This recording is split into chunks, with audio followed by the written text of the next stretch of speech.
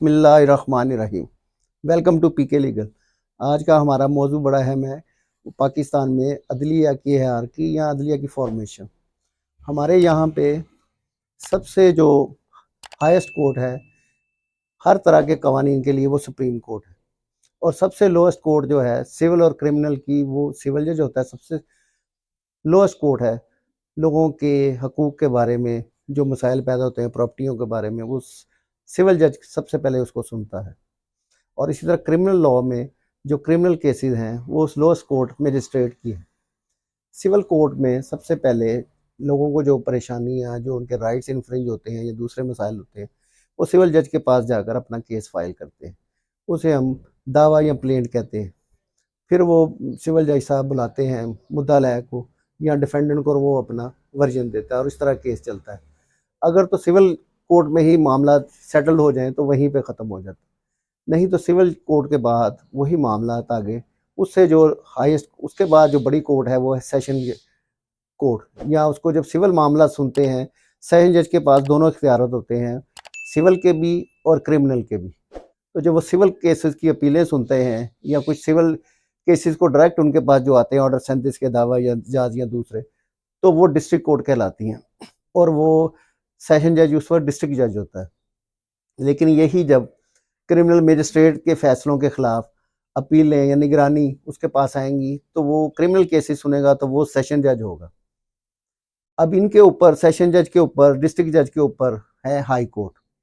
High court civil जज से भी कोई डायरेक्ट जो होती है मालियात की अपीलें जो डायरेक्ट जाती हैं वहाँ पे, या रिवीजन जो डायरेक्ट जाती हैं सेशन हाई कोर्ट के जजेस के पास जाती हैं, वो उसको सुनते हैं।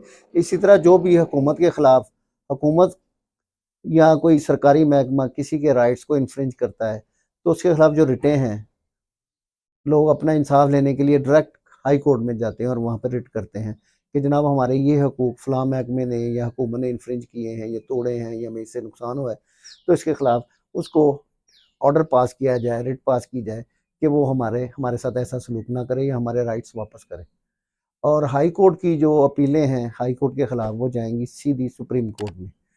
सुप्रीम कोर्ट हमारे मुल्क की सबसे हाईएस्ट कोर्ट है, जो अपीलें और दूसरे मामला जो हाई कोर्ट से होते हैं, रिवीजन्स वगैरह, वो जो उधर जाती हैं वो सुनती हैं। सुप्रीम कोर्ट के पास एक और इख्तियार है कि कोई भी मुल्की मामलात में, आइन में, या कोई बुनियादी मसाइल पैदा हो जाएं, प्रेसिडेंट कोई बात पूछना चाहे, असम्बली कोई मामला, तो वो रिव्यू बना के वहाँ पे कोई भेजते हैं, मुसवदा बना के भेजते हैं या कोई क्वेश्चन ऑफ लॉ भेजते हैं। सुप्रीम कोर्ट उस पर अपना वो सुन के उन पर अपना वर्डिक्ट देते, जो कि एक तरह का कानून बन जाता है। इसी तरह जो अपीलों में या हाई कोर्ट के फैसलों के खिलाफ जो फैसले होते हैं, ज़मानत के केसों में, अपीलों में, कत्ल के केसों की अपीलों में, तो वो भी एक तरह का लॉ बन जाते हैं और उसको मुख्तलिफ अदालतों में हम पेश करते हैं एज ए एग्ज़ाम्पल या नज़ीर के तौर पर।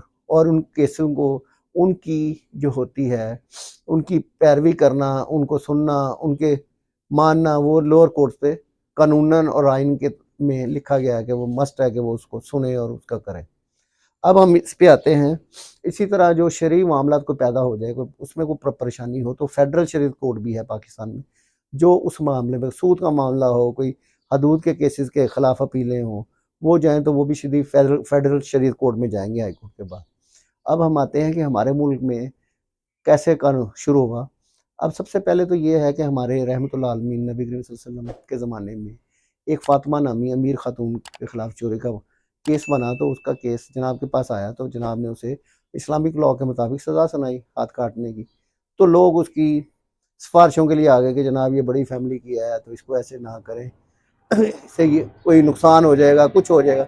तो आपने बड़ा लैंडमार्क किस्म का फ़ैसला सुनाया और ये हमेशा के लिए तय कर दिया, क्योंकि आप रहमतुल्लाह आलमीन थे कि हर आदमी इक्वल बिफोर लॉ है। हर आदमी को जो कानून के पास आएगा उसको उसके जुर्म के मुताबिक या जो भी उसने किया फैसला दिया जाए, चाहे वो अमीर हो चाहे गरीब हो। तो आपने फरमाया कि अगर मेरी बेटी फातिमा भी ये जुर्म करती तो मैं उसको भी यही सज़ा देता। तो लेकिन हमारी कोर्ट्स जो हैं पिछले कोई 30-35 साल से फैसलों में बड़ी इक्वलिटी नहीं रख रही। अमीर आदमी, और हमारे मुल्क में कवानीन भी ऐसे हैं और फिर उन पर अमल दरामद ऐसा है कि गरीब आदमी इंसाफ हासिल ही नहीं कर सकता, क्योंकि उसके लिए अच्छे वकील करने पड़ते हैं और बड़े लवाजमात हैं, तभी उसको कोई उसका राइट मिलता है। जबकि अमीर आदमी के कवानीन, अमीर आदमी को फिर फेसिस दे के ये कोर्ट्स जो हैं ये फैसले करती हैं, और इनकी इन्हीं खिदमात की वजह से जो इंटरनेशनल रैंकिंग आई है कोर्ट्स की, मुल्कों की जिसमें इंसाफ होता है, हमारी 134वीं है।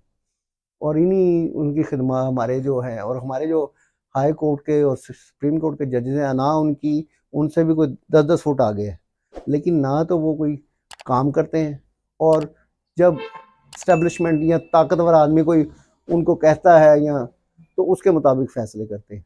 तो इसीलिए न्यूज़ वीक ने इनकी इन्हीं खिदमात के एवज़ जो इन्होंने फ़ैसले किए हैं नवाज शरीफ के हक़ में या दूसरे भी फ़ौज के हक़ में जैसे भी, तो इसको बिचेस ऑफ द रिचेस करार दिया है, क्योंकि ये गरीब अमीर आदमी के जो है ना कुत्तों की तरह काम करते हैं।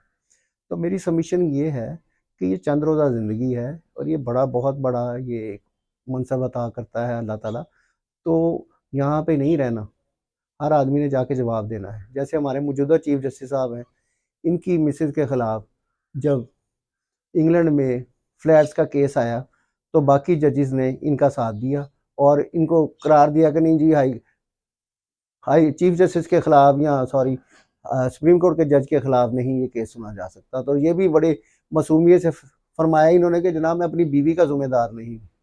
यहाँ पे किसी गरीब आदमी के बच्चों को कोई एक पैसा नहीं देता, लेकिन ये जजेस के, बड़े सरमायादारों के, बड़े जागीरदारों के बच्चों को लोग उनके जो होते हैं बैंक बैलेंस उसमें करोड़ों अरबों रुपए डाल देते हैं। जैसे कि अमीन फ़हीम साहब थे, पीपल्स पार्टी के रहनुमा, उनकी बीवी के अकाउंट में किसी ने 2.5 करोड़ डाल दिया, तो उन्होंने फरमाया कि ये कौन है बेवकूफ़ जो डाल गया, हमें तो पता भी नहीं।